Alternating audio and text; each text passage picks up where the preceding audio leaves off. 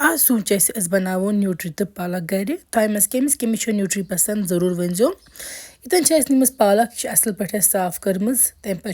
अत ग्रेक दिसम मकट षट दिन अम सह पालक साफ गसान तो कशर पे वन अत वाइवन गसान तेल हेकन कह खेत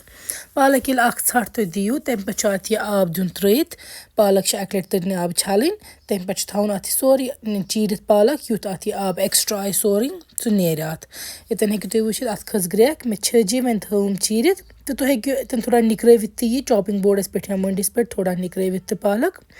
इतन मे निम न्यूट्री या सोया चंक्स यह हेकु तुम आबस मज गो वजवन तो तम पे अत ग्रेक दिन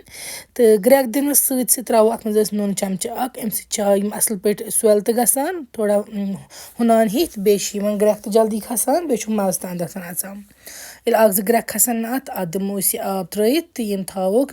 चीरित क्या तलने मे गि ज्यादा आब आसन कह तम तेल तेलस छिक ये तलो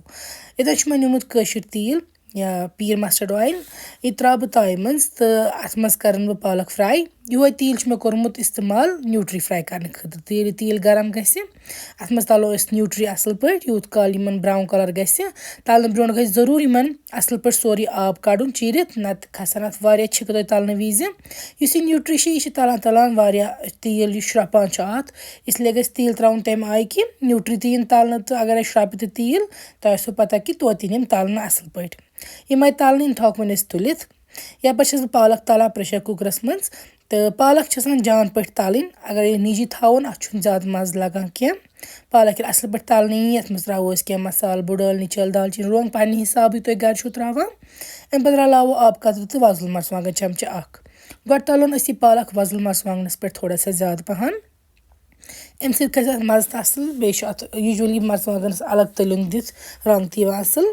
अम पे रलावो नुन चमच पे टेस्ट मुताबिक तो इस पालक अत दिमो बे तलन वन नून हेकु तुम एडजस्ट कर तुम घर खेवान तमे मुताबिक तो अत पालक त्रावन तमे मसाल यम तुम घर अक्सर इस्तेमाल करान नॉर्मल सिन रन खतर तो ये दिमो अत बे तलन जान पहन तो अम पे रलावो अत मज बाकी मसाल आब कतर हेकु तुम सत रोजान त्रावान युथ नई लरित गि चकिस तो कोशिश गि कर प्रेशरस मज तलन क्या अत लग सीटी तथ अपरी तो ज्यादा बंद तो गसन इस्तेमाल कहें इतन हेकु तुम वुचित यह तिस काल तलन यूत काल तेल थोड़ा पेट कुन खस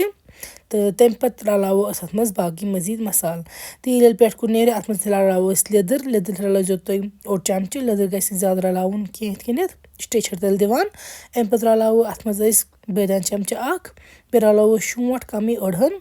तो यम सिंपल मसालों करो मिक्स इतन मे रलोमज मीत होश मीत थोड़ा सा